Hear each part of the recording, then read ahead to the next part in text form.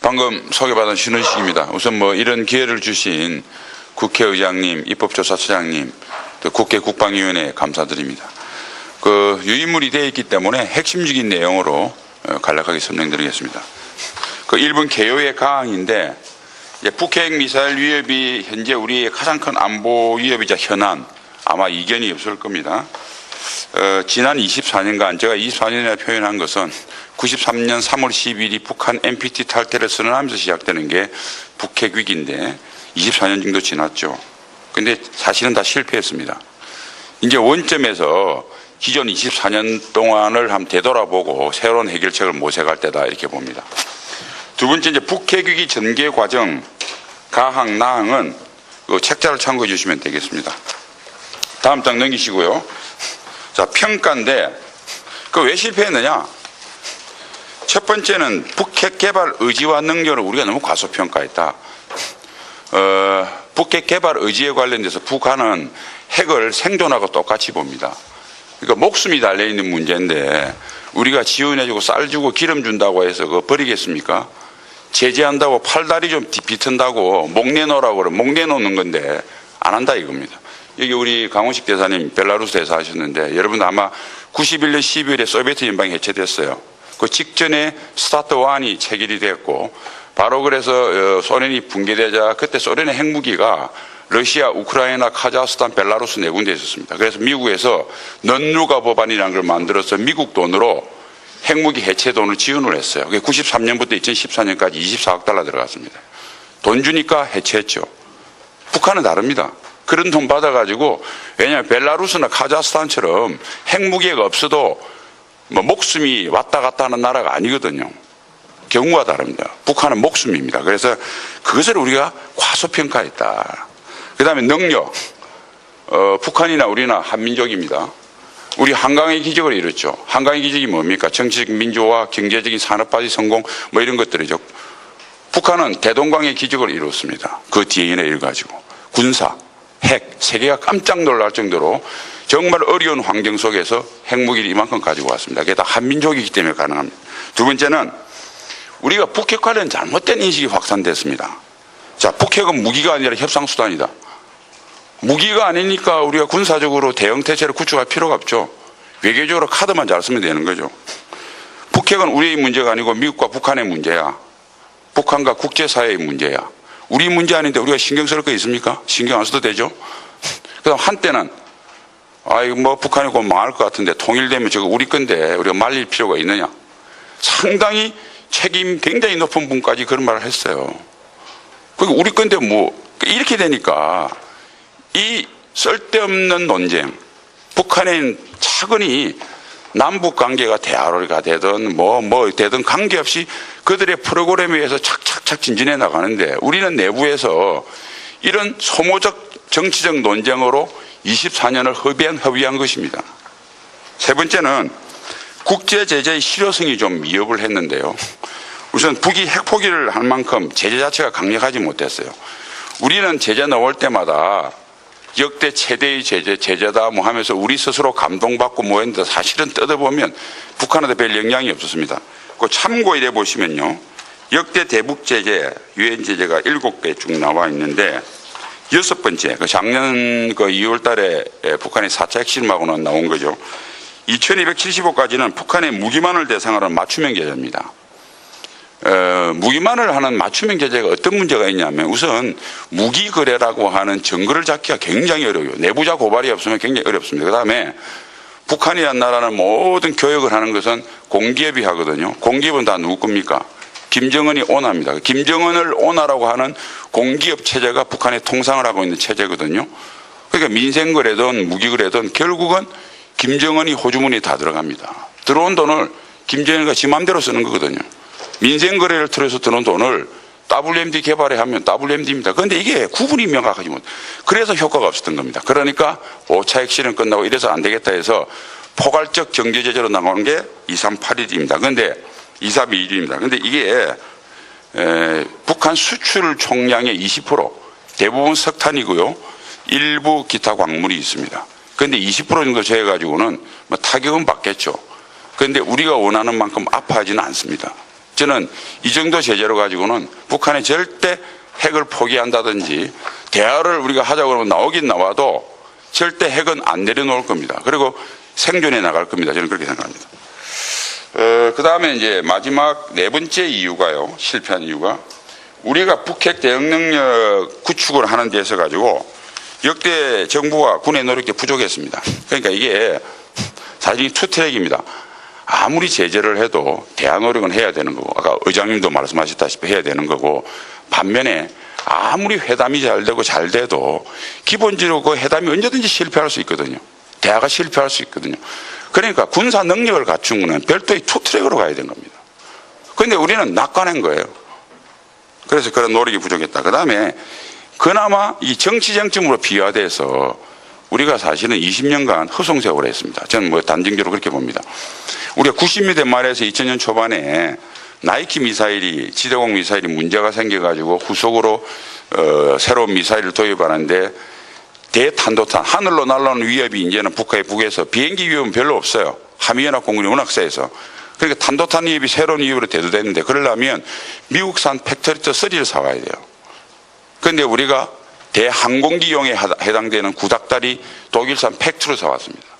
그때 우리 사회를 횡령했던 통념이 뭐냐면 화두가 뭐냐면 미국산 팩3 사오면 미국 MD에 가입하는 거고 중국 자극하기 때문에 안 된다. 팩3 언제 들어옵니까? 내년에 이제 도입됩니다. 그 매년 20년 동안 그런 논쟁하느라고 지금 솔직히 미군 그 도움 안 받으면 한국군이 제대로 된 신뢰성이 있는 대탄도탄 미사일 없습니다. 팩2를 탄을 교체하는 잼탄이라고 있는데 히트키라는 팩3보다 훨씬 못해요. 그래서 뭐 더 이상 이게 정치적 논쟁이 되고 말씀 안 드리겠습니다만 탁 떠오를 겁니다. 사드 논쟁 20년 전의 데자뷰다. 저는 그렇게 생각합니다. 자, 세 번째 북핵 능력 평가죠. 여긴 대부분 우리 그 박승종 단장님께서 설명하기 때문에 제가 간략하게 설명하겠습니다. 핵무기는 기본적으로 앞에 달린 워헤드, 핵탄두하고 그걸 나눈 딜리버리, 운반 체계로 이루어져 있습니다. 가항에 현재 및 2020년경의 핵능력 보면 핵탄두 측면에서는 핵탄두의 질, 요거는 1단계 핵분열탄은 완성된 걸 확실한 것 같고요. 2단계 2세대 확인 정폭 핵분열탄은 완성됐다는 사람도 있고 안 됐다는 사람이 있는데 어쨌든 그 어간이 되고 한 2020년경이면 정폭 핵분열탄은 확실히 완성되고 아마 3세대 무기인 수소폭탄까지도 물론 이제 그 핵융합 물질을 얼마나 확보하느냐, 삼중수소나 중수소나 이런 걸 얼마나 북한이 확보하느냐에 따르겠지만은 기술 정도는 되지 않을까 이렇게 추정해 봅니다. 핵탄두 그럼 얼마큼 갖고 있느냐? 이게 지금 국내 학자들의 컨센서스를 전문가들을 볼 때 최소 8개에서 52개, 중간가만 30개 정도로 갖고 있는 것으로 이렇게 추정이 됩니다. 그 다음에 이제 매년 북한이 축적할 수 있는 핵물질 양을 볼 때 2020년경에면 약 20에서 90개, 중간값 55개, 브루킹스 같은 데는 100개까지 가질 수 있다. 이렇게 나와 있습니다. 여러분 6페이지입니다. 이러한 그 핵탄두 양은 북한이 핵물질을 얼마큼 소량 사용해서 핵탄두를 만들 수 있느냐는 핵탄두 기술과 농축 우라늄 관련된 은닉 핵시설이 얼마나 있느냐에 따라서 상당히 가변적이다 이렇게 보시면 되겠습니다. 다음 이제 운반 체계인데 항공기는 뭐 고려할 필요가 없어요. 북한의 공군력이 워낙 약하기 때문에 이제 가장 그게한 게 이제 지대지 미사일인데 지대지 미사일은 스커드하고 노동은 확실하게 실전 배치되어 있습니다. 그러니까 핵탄두 확실하고 30개 정도 핵물질을 갖고 있고 이거 우리나라하고 가하면 확실하게 실전 배치돼서 위협에 놓여 있는 겁니다. 남은 게 이제 미 본토를 향하는 것. 그래서 통상 MRBM이라고 하는 준중거리 북극성 2형 이번에 시험 발사 성공했죠. 괌까지 이어갈 수 있는 중거리 성공했습니다. 그래서 사실은 ICBM만 남아있는 이런 상태다. 그 다음에 이제 세 번째가 SLBM인데요.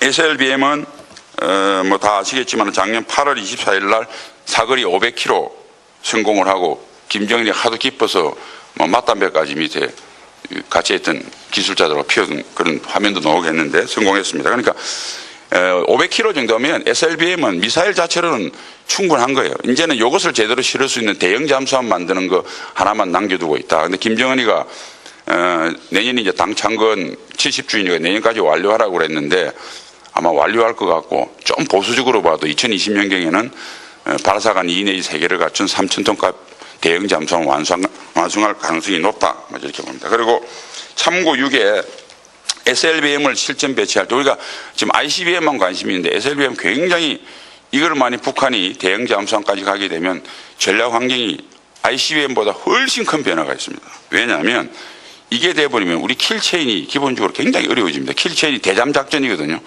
잠수함 잡는 게 해군 장교들 있으신지 모르겠는데 얼마나 어렵습니까? 그다음 KAMD. 기본적으로 미슬 디펜스는 지상에서 쏘는 탄도미사일을 막을 수 있도록 최적화 설계된 겁니다. SLBM은 어려워요. 왜냐하면 쏘는 위치에 따라 가까이 연한 근처에 쏘아버리면 MD망 작동 못합니다. 그러니까 우리의 킬체인과 KMD 작전이 대단히 곤란해지고 그걸 제대로 하려면 그 비용이 천문학적으로 폭증한다. 두 번째는 북한이 소위 핵 억제 전략 중에 최소 억제 전략. 최소 억제 전략을 채택하고 있는 나라가 영국하고 불란스입니다. 이 나라들은 ICBM 이런 거 없어요. SLBM만 갖고 있습니다. 이런 최소 억제 능력을 갖게 되고 최소 억제 능력은 북한이 미국하고 협상, 미국을 위협하면서 미국한테 양보를 받아낼 수 있는 결정적인 카드를 지킨다는 의미고 이것은 한미동맹의 약화나 해체로 이어질 가능성이 대단히 높다. 이렇게 봅니다.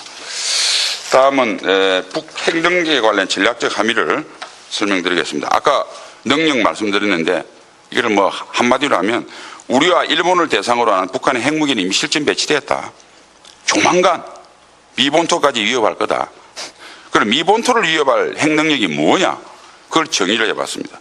미본토를 괌까지 본다면 IRBM 완성되면 미본토 위협이 시작이 됩니다. 하와이부터 미 대륙까지는 적어도 5,500km 이상인 ICBM이 개발돼야 되거든요. 그러니까 IRBM, ICBM이 개발이 완료돼서 실전 배치가 되면 미본토가 위협이 되고 또 SLBM. 요거는 미사일은 됐다고 그랬죠, 아까. 그러니까 장거리 자막 능력을 갖춘 대형 잠수함을 가지게 되면 미본토가 위협이 되는 겁니다. 북한은 그러면 왜 미본토를 위협할 핵 능력을 갖추고 갈까? 대한민국만 이기면 되지 미국하고 붙어가지고 미국을 점령하려고 하는 것일까? 아닐 거다. 왜? 이유가 써놨습니다. 첫 번째, 단기적, 중기적으로는 이렇게 해야만 신뢰성이 있는 대미 협상 카드를 확실히 지게 됩니다. 그럼 미국 협상이 되죠? 그러면 미국을 위협할 핵 능력의 약화 또는 후퇴를 전제로 인도, 파키스탄의 경우처럼 잠재적 핵보유국 지위를 확보합니다. 그렇게 되면 대북제재는 해제됩니다. 인도, 파키스탄 대북제재 안 받잖아요. 유엔제재 안 받잖아요. 그러면 체제 안정이 유지가 된다. 두 번째는 장기적으로는 한미동맹의 약함이 해체가 될 수밖에 없습니다. 즉 미본토를 위협하는 북한의 핵능력을 폐기, 약화, 동결의 조건으로 한미동맹의 후퇴를 요구하게 될 겁니다. 그렇게 돼버리면 남북 간의 전략적인 주도권은 일순간에 북한한테 넘어갑니다. 그러면 우리에게 무한한 양보를 강요할 것이고 나아가서는 그들이 노동당 규약에 나온 대로 적화통일을 완성하는 과정이 된다. 우리 사실은 이게 북한하고 우리하고 쓰는 용어가 틀린데요. 우리가 평화라고 그러면 전쟁 안 하는 겁니다. 그죠? 북한은 뭐라고 정의를 해놨냐면 제국주의 세력이 이 땅에 사라져서 더 이상 전쟁을 할 필요가 없는 상태라고 봅니다. 그러니까 우리는 평화를 전쟁 자체를 안 하는 건데 북한은 전쟁을 통해서 전쟁이 필요 없는 상태, 전쟁을 전제로 두는 겁니다. 체제 유지. 우리는 남북한이 공존하는 걸 이야기합니다. 북한은 남북한이 이렇게 공존하다가는 흡수 통일될 가능성이 대단히 농후하기 때문에 궁극적으로 체제 안정은 한반도 적화가 돼야 궁극적인 체제 안정이 된다고 보는 겁니다. 이게 우리와 용어를 보는 데에서의 개념의 차이가 있다. 그럼 향후 북한은 어떻게 할 것 같냐? 저는 개인적으로 북한이 빠르면 올 10월 이전에 6차 핵실험 한다고 봅니다. 그리고 ICBM 발사 감행한 후에 실전 배치 선언할 겁니다. 그러면서 북한은 앞으로 추가 핵실험 안 할게, ICBM 안 쏠게, 협상하자. 미북 협상이든 육자이든 재개를 요구할 것이고 현재 우리와 미중 분위기로 볼 때 성사 가능성이 높습니다. 북한이 핵실험만 안 하고 ICBM 발사만 안 해도 북핵 문제에 굉장히 진전이 있는 것처럼 아마 환호할지도 모릅니다. 극단적으로 할 겁니다. 그럼 북은 우리가 요구하는 비핵화, 완전하고 검증 가능하고 불가역적인 비핵화는 이거 장기 과제로 하자. 그건 뭐 처술법에 배 부르니? 이렇게 할 거고, 그러니까 일단 그 핵실험 중지부터 전제로 해서 대북 제재 완화, 해제를 해달라. 그 다음에 핵동결, 비확산 이런 다음 주제로 옮겨가면서 우리 북 핵보유를 인정해달라. 평화협정 체결하자. 저희 전통적인 살라미 전술을 할 것이고, 그렇게 되면 종국주로 북핵 관련 이슈가 지금의 비핵화에서 핵동결이나 비확산으로 주제가 체인지됩니다. 자, 이렇게 되면 우리는 어떻게 되느냐? 첫 번째, 우리를 치명지로 위협하는 북핵 능력은 하나도 변함이 없습니다. 스쿼드하고 노동이 확실히 있고 핵탄두가 몇십 개 있는데 우리는 그냥 북핵 입에 놓여 있는 거예요. 두 번째는 북핵은 자동적으로 미국과 북한의 문제, 북한과 국제사회의 문제가 아니라 남북 간의 문제로 국한되어 버립니다. 남북 간의 문제로 국한된다는 소리는 우리가 혼자 이 문제를 떠안고 가야 되는 우리만의 문제가 되는 겁니다. 미국이 신경 쓸 게 없어요. 제가 사실은 이렇게 되면 노동이 일본을 위협하기 때문에 한일이 좀 뭉쳐가지고 미국 보고 너 빠져나가지 마라. 국제사회에 막 이게 다리 잡고 같이 해결하려고 할 수 있어요. 그런데 한일 관계가 이때 굉장히 중요하게 될 겁니다. 그런데 만약 일본이 지금 우리 사드 농장처럼 일본에 사드를 배치를 하게 하고 자기 돈도 내고 사드 배치하고 지금 잘 아시겠지만 SM2, SM3 블락2 지금 SM3보다 업그레이드 모델입니다. 공동 생산하지 않습니까? 그 내년에 아마 완료될 겁니다. 그 일본은 자기 망을 MD망으로 철저히 해버리면 우리 한국은 그 망이 제대로 안 된 상태에서 이 북핵 문제가 굉장히 문제가 될 수 있다는 겁니다. 그래서 이렇게 되면 뭐 나중에 북의 핵위협 속에서 우리가 선택은 끊임없이 안보 양보와 비용 지불을 하든지 아니면 위험을 무릅쓰고 진짜 해결해 나가든지 하는 굉장히 어려운 선택에 직면할 것이다. 아까 보통 사람들이 남북한의 경제력 격차가 이렇게 큰데 북한이 허접하다는데 역사상 보면요. 가난한 군사강국이 몽고부터 시작해서 가난한 군사강국이 부유한 군사약국을 정벌한 예는 무수히 많습니다. 대표적인 예를 하나 들어놓은 거예요. 궁핍한 군사강국, 가난한 요 나라와 금나라가 중국 한족이 세운 나라 중에서 가장 부유했던 송나라를 박살을 내고 남송에서 매년 금 갖다 주고 비단 갖다 주면서 평화를 구걸하다가 결국은 금나라보다 훨씬 가난한 몽고한테 나라를 두 나라 다 망해버렸습니다. 그러니까 GDP 차이 가지고 안전하다는 생각은 우리가 그 생각을 안 해야 안보를 지킬 수 있다. 그런 낙관적인 생각을 하는 순간 안보가 위험하다고 말씀드리겠습니다. 좀 빨리빨리 하겠습니다.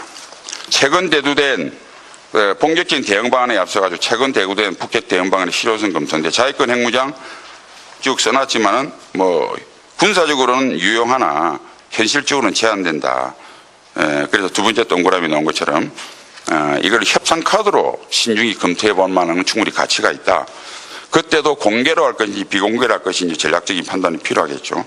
한반도 전술핵 배치는 전술핵 무기에 관련된 참고 사항은 책자 참고하시고요. 북핵 폐기를 위해서 역시 폐기를 위한 억제 이런 여러 가지 효과는 유용하지만은 한반도 비핵화 선언 등 뭐 주변국 관계, 국내 환경 등의 국내 도전 과제를 아마 극복해야 될 겁니다.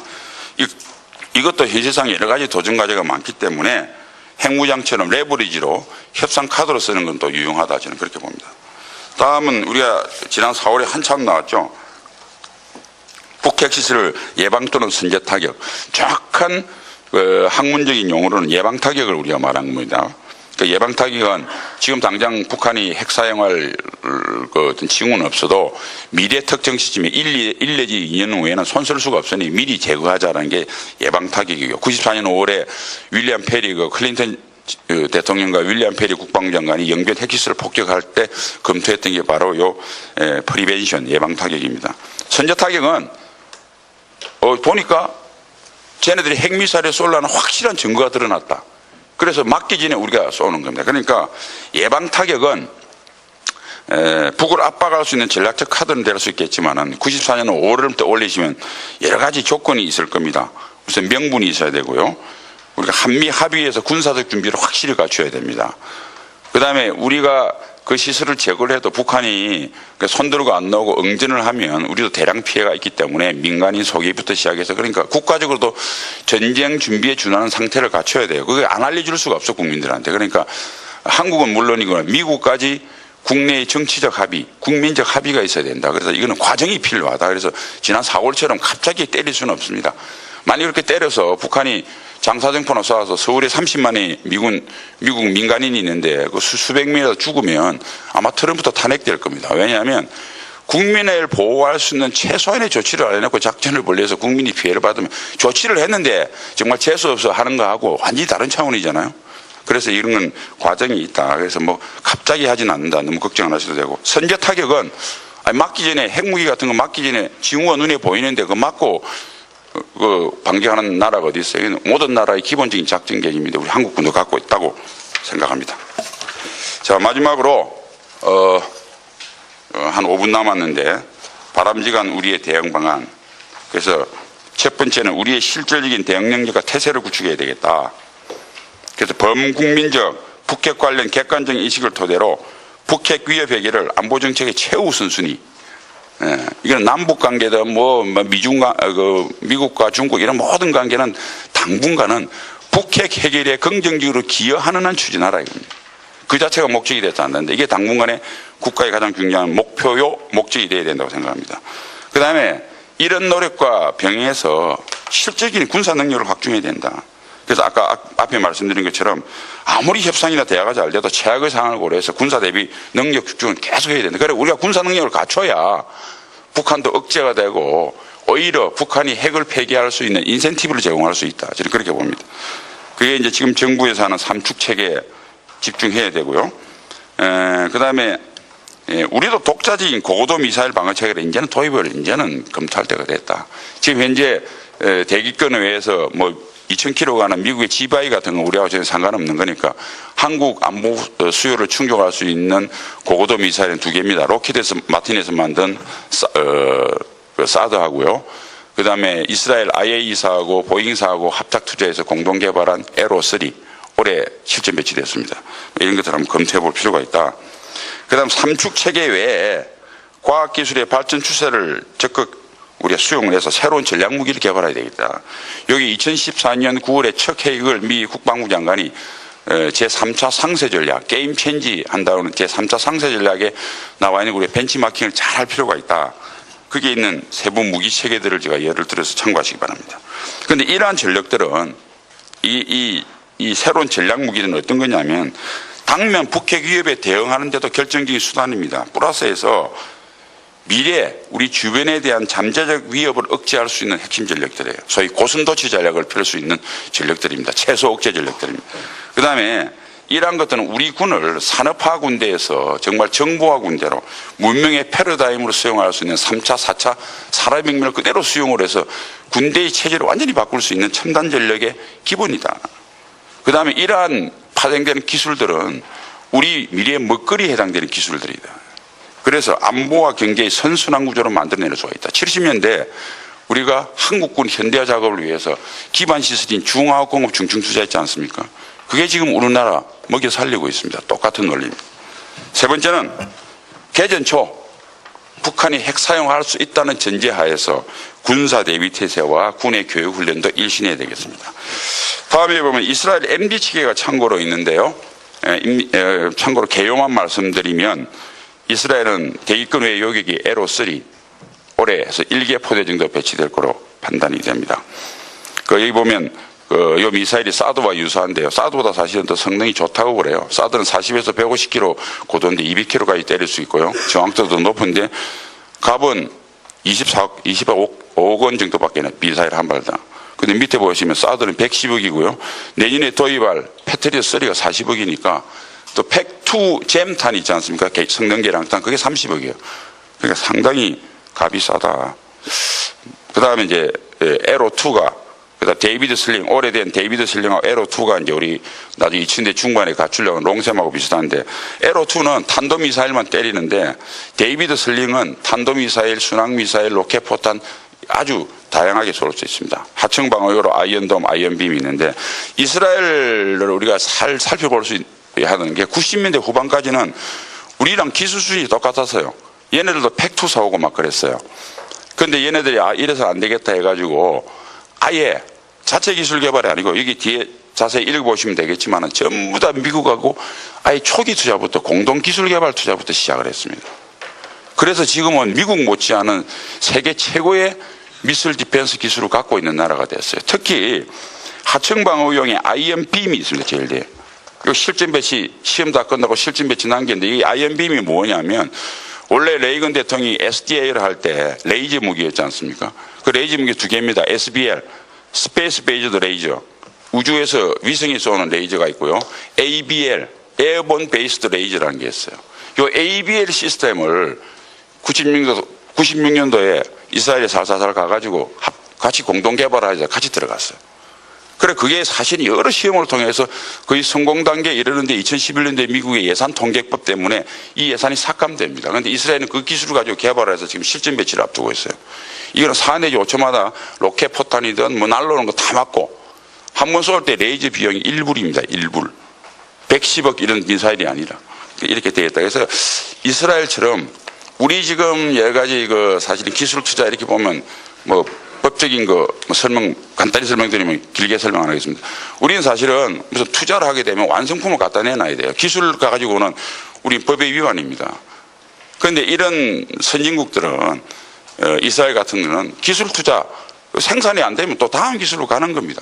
그러니까 사실은 우리가 해외 공동 생산 공동 투자를 할 때 완성품의 기초가 아니라 기술 투자도 또 리스크 테이킹을 할 수 있도록 이 법적 제도적 장치도 이 국회에서 마련해 주셨으면 합니다. 이 문제는 아마 다음에 다른 또 상세하게 하시면 되고. 자, 이제 그리고 범국가적 대응태세를 구비해야 된다. 정부 조직도 보강해야 되고 핵 대비를 민간군 통합방위태세에 집어넣어서 체제도 전면 재설계할 필요가 있다. 한미동맹은 우리는 포괄적 동맹으로 발전해서 상호전성을 심화시키고요. 한반도 비핵화, 비확산이나 핵동결로 나가지 않도록 궁극적으로 한반도 비핵화가 미국의 변함없는 대외정책이 될 수 있도록 우리 정부가 노력해야 됩니다. 여기에 필요하면 일본하고 우리하고 동병상련이니까 같이 들어가서 미국이 딴마음 먹지 않도록 계속해야 됩니다. 그다음 확장 억제와 맞춤형 억제 전략. 실제로 우리가 핵무장을 못하니까 미국의 해구산을 확장 억제를 기댈 수밖에 없으니까 이 확장 억제는 미국의 글로벌 정책을 확장 억제라고 그러고요. 한반도 북핵 대비를 맞춤형 억제 전략이라고 특화시킨 겁니다. 이 구체적으로 발전하는데 이것은 나토 수준 이상과는 우리가 한미 정상회담이나 또는 그 후속되는 SCM 등 장관급 회담을 통해서 미 핵전력을 US only가 아닌 한미 공동자산할 수 있는 시스템을 우리가 협의해서 만들어내야 된다. 공동자산의 개념은 5가지 제가 제시를 했는데요. 책자를 참고하시면 되겠습니다. 자, 마지막으로 국제공조체제를 강화해야 된다.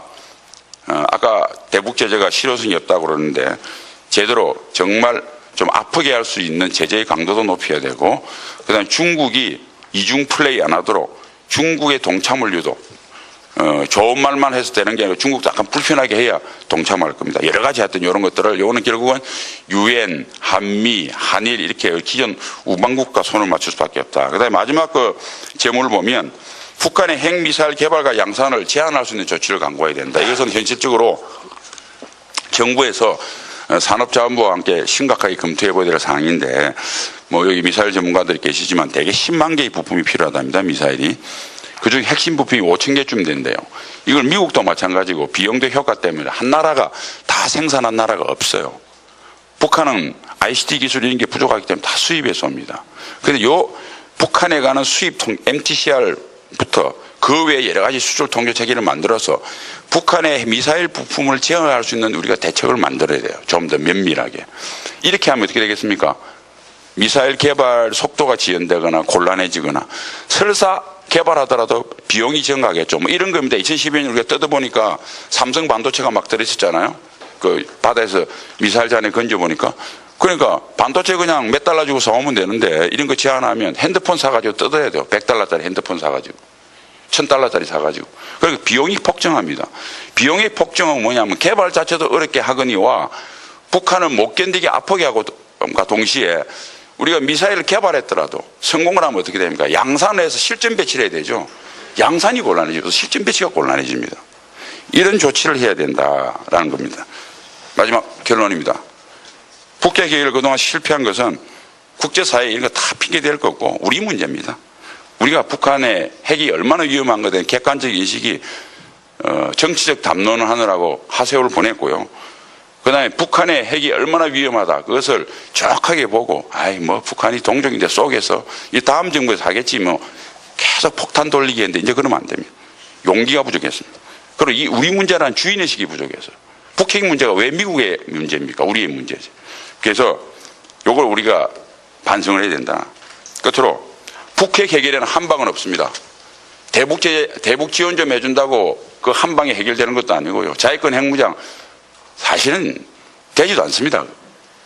뭐 이런 한 방에 해결되는 게 아니고 여러 가지 종합적인 대책을 정말 끈기 있게 하는 것이 유일한 해결책이다. 끝으로 제가 우리 병에 걸리면 의사 선생님이 뭐 급하면 수술도 하고 약도 주지만은 그 술이나 담배도 끊고 아침 일찍 운동도 하고 푹 주무시죠 뭐 이렇게 이야기하지 않습니까? 재미없죠 그러면. 그런데 우리 환자는 아이고 뭐 한 방 주사 한 방 주십시오. 침 한 방 주십시오. 그래야 그 전에 난잡한 익사이팅한 생활을 즐기잖아요. 술도 먹고 밤새 놀고. 그거 하기 싫은 거예요. 그게 한 방 없나? 아시겠지만은 건강에 한 방이 어디 있습니까? 당장 급한 치료 끝나고 나면 끊임없는 재활과 건정한 생각과 섭성을 해야 되지 않습니까? 북핵도 똑같다. 한 방은 없습니다. 한 방은 우리의 비극과 나태가 만들어 놓은 신기루입니다. 이상입니다. 실패할 수 있거든요. 대화가 실패할 수 있거든요. 그러니까 군사 능력을 갖춘 거는 별도의 투트랙으로 가야 되는 겁니다. 그런데 우리는 낙관한 거예요. 그래서 그런 노력이 부족했다. 그 다음에 그나마 이 정치 쟁점으로 비화돼서 우리가 사실은 20년간 허송세월을 했습니다. 저는 뭐 단정적으로 그렇게 봅니다. 우리가 90년대 말에서 2000년 초반에 나이키 미사일이 지대공 미사일이 문제가 생겨가지고 후속으로 새로운 미사일을 도입하는데 대탄도탄 하늘로 날아오는 위협이 이제는 북에서 비행기 위협은 별로 없어요. 한미연합 공군이 워낙 세서. 그러니까 탄도탄 위협이 새로운 위협으로 대두됐는데 그러려면 미국산 팩토리터 3를 사와야 돼요. 그런데 우리가 대항공기용에 해당되는 구닥다리 독일산 팩트로 사왔습니다. 그때 우리 사회를 횡령했던 통념이 뭐냐면 화두가 뭐냐면 미국산 팩3 사오면 미국 MD에 가입하는 거고 중국 자극하기 때문에 안 된다. 팩3 언제 들어옵니까? 내년에 이제 도입됩니다. 그 매년 20년 동안 그런 논쟁하느라고 지금 솔직히 미군 그 도움 안 받으면 한국군이 제대로 된 신뢰성이 있는 대탄도탄 미사일 없습니다. 팩2를 탄을 교체하는 잼탄이라고 있는데 히트2키라는 팩3보다 훨씬 못해요. 그래서 뭐 더 이상 이게 정치적인 논쟁이 되고 말씀 안 드리겠습니다만 탁 떠오를 겁니다. 사드 논쟁 20년 전의 데자뷰다. 저는 그렇게 생각합니다. 자, 세 번째 북핵 능력 평가죠. 여긴 대부분 우리 그 박승종 단장님께서 설명하기 때문에 제가 간략하게 설명하겠습니다. 핵무기는 기본적으로 앞에 달린 워헤드, 핵탄두하고 그걸 나눈 딜리버리, 운반 체계로 이루어져 있습니다. 가항에 현재 및 2020년경의 핵능력 보면 핵탄두 측면에서는 핵탄두의 질, 요거는 1단계 핵분열탄은 완성된 걸 확실한 것 같고요. 2단계 2세대 확인 정폭 핵분열탄은 완성됐다는 사람도 있고 안 됐다는 사람이 있는데 어쨌든 그 어간이 되고 한 2020년경이면 정폭 핵분열탄은 확실히 완성되고 아마 3세대 무기인 수소폭탄까지도 물론 이제 그 핵융합 물질을 얼마나 확보하느냐, 삼중수소나 중수소나 이런 걸 얼마나 북한이 확보하느냐에 따르겠지만은 기술 정도는 되지 않을까 이렇게 추정해 봅니다. 핵탄두 그럼 얼마큼 갖고 있느냐? 이게 지금 국내 학자들의 컨센서스를 전문가들을 볼 때 최소 8개에서 52개, 중간가만 30개 정도로 갖고 있는 것으로 이렇게 추정이 됩니다. 그 다음에 이제 매년 북한이 축적할 수 있는 핵물질 양을 볼 때 2020년경에면 약 20에서 90개, 중간값 55개, 브루킹스 같은 데는 100개까지 가질 수 있다. 이렇게 나와 있습니다. 여러분 6페이지입니다. 이러한 그 핵탄두의 양은 북한이 핵물질을 얼마큼 소량 사용해서 핵탄두를 만들 수 있느냐는 핵탄두 기술과 농축 우라늄 관련된 은닉 핵시설이 얼마나 있느냐에 따라서 상당히 가변적이다 이렇게 보시면 되겠습니다. 다음 이제 운반 체계인데 항공기는 뭐 고려할 필요가 없어요. 북한의 공군력이 워낙 약하기 때문에 가장 그게한 게 이제 지대지 미사일인데 지대지 미사일은 스커드하고 노동은 확실하게 실전 배치되어 있습니다. 그러니까 핵탄도 확실하고 30개 정도 핵물질을 갖고 있고 이거 우리나라하고 과학은 확실하게 실전 배치돼서 위협에 놓여 있는 겁니다. 남은 게 이제 미 본토를 향하는 것. 그래서 통상 MRBM이라고 하는 준중거리 북극성 이루스나 카자흐스탄처럼 핵무기가 없어도 뭐 목숨이 왔다 갔다 하는 나라가 아니거든요. 경우가 다릅니다. 북한은 목숨입니다. 그래서 그것을 우리가 과소평가했다. 그 다음에 능력. 북한이나 우리나 한민족입니다. 우리 한강의 기적을 이뤘죠. 한강의 기적이 뭡니까? 정치적 민주화, 경제적인 산업화의 성공 뭐 이런 것들이죠. 북한은 대동강의 기적을 이뤘습니다. 그 DNA를 가지고. 군사, 핵, 세계가 깜짝 놀랄 정도로 정말 어려운 환경 속에서 핵무기를 이만큼 가지고 왔습니다. 그게 다 한민족이기 때문에 가능합니다. 두 번째는 우리가 북핵 관련 잘못된 인식이 확산됐습니다. 자, 북핵은 무기가 아니라 협상수단이다. 무기가 아니니까 우리가 군사적으로 대응 태세를 구축할 필요가 없죠. 외교적으로 카드만 잘 쓰면 되는 거죠. 북핵은 우리의 문제가 아니고 미국과 북한의 문제야. 북한과 국제사회의 문제야. 우리 문제 아닌데 우리가 신경 쓸 거 있습니까? 신경 안 써도 되죠. 그다음 한때는 이거 뭐 북한이 곧 망할 것 같은데 통일되면 저거 우리 건데 우리가 말릴 필요가 있느냐. 상당히 책임 굉장히 높은 분까지 그런 말을 했어요. 그리고 우리 건데 뭐 이렇게 되니까 이 쓸데없는 논쟁, 북한은 차근히 남북 관계가 대화가 되든 뭐 되든 관계없이 그들의 프로그램에 의해서 착착착 진전해 나가는데 우리는 내부에서 이런 소모적 정치적 논쟁으로 24년을 허비한 것입니다. 세 번째는 국제 제재의 실효성이 좀 위협을 했는데요. 우선 북이 핵 포기를 할 만큼 제재 자체가 강력하지 못했어요. 우리는 제재 넣을 때마다 역대 최대의 제재다 뭐 하면서 우리 스스로 감동받고 뭐 했는데 사실은 뜯어보면 북한한테 별 영향이 없었습니다. 그 참고일에 보시면요. 역대 대북 제재, 유엔 제재가 7개 쭉 나와 있는데 6번째, 작년 2월 달에 북한의 4차 핵실험하고는 나온 거죠. 2275까지는 북한의 무기만을 대상으로 한 맞춤형 제재입니다. 무기만을 하는 맞춤형 제재가 어떤 문제가 있냐면 우선 무기 거래라고 하는 증거를 잡기가 굉장히 어려워요. 내부자 고발이 없으면 굉장히 어렵습니다. 그 다음에 북한이라는 나라는 모든 교역을 하는 것은 공기업이 하거든요. 공기업은 다 누구 겁니까? 김정은이 오나입니다. 김정은을 오나라고 하는 공기업 체제가 북한의 통상을 하고 있는 체제거든요. 그러니까 민생 거래든 무기 거래든 결국은 김정은이 호주머니에 다 들어갑니다. 들어온 돈을 김정은이가 지 맘대로 쓰는 거거든요. 민생 거래를 통해서 들어온 돈을 WMD 개발에 하면 WMD입니다. 그런데 이게 구분이 명확하지 못.